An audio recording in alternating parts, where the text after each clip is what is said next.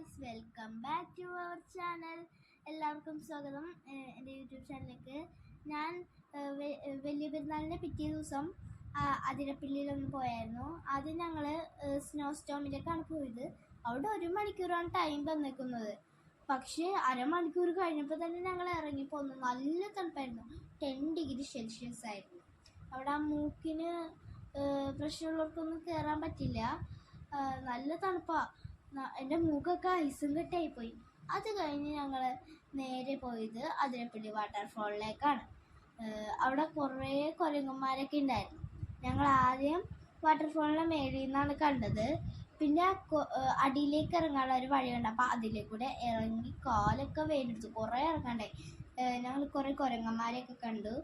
അതിൻ്റെ ഫലമായിട്ട് ഞങ്ങൾക്ക് അടുത്ത് നിന്ന് തന്നെ വാട്ടർഫോൾ കാണാൻ പറ്റി. ഗൈസ്, ഇത്ര അടുത്ത് ഞങ്ങൾ ജീവിതത്തിൽ കണ്ടെത്തിയില്ല.